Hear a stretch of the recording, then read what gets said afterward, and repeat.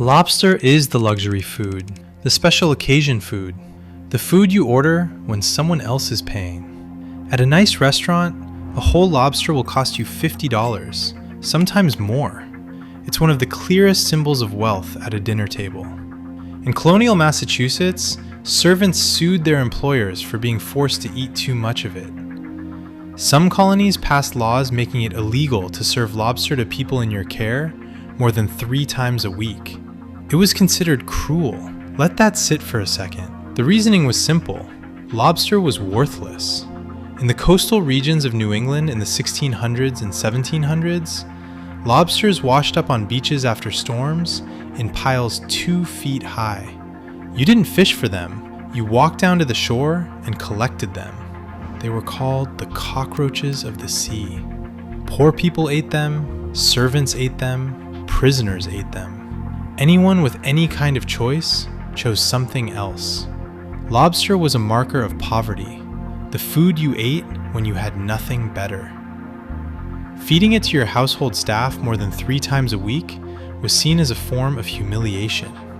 The first shift happened in the mid-1800s, when the American railroad network expanded west.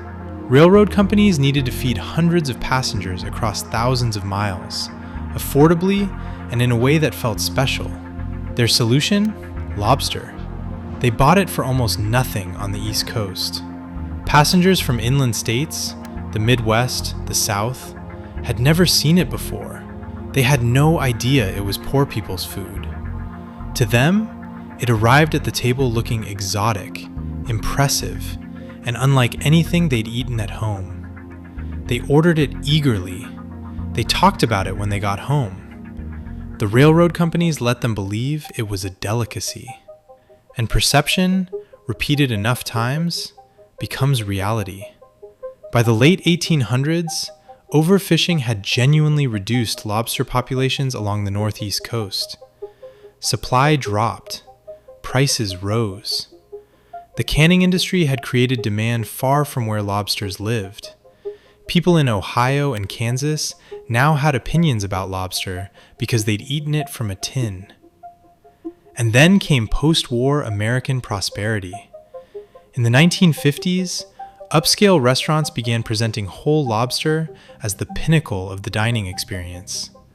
Lobster thermidor, lobster bisque, the bib and the crackers and the drawn butter.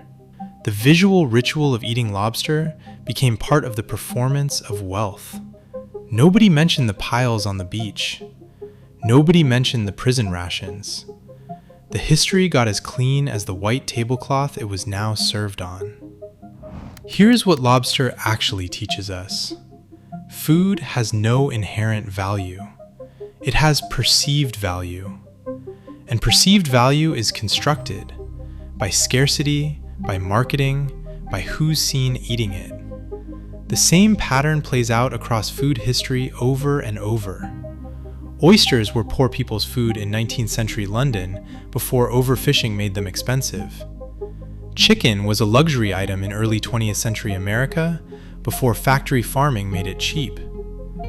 What's on the clearance rack today may be on the prix fixe menu in 50 years. The most expensive item on the menu was the garbage food of colonial America. The only thing that changed was who was watching and what story got told about it.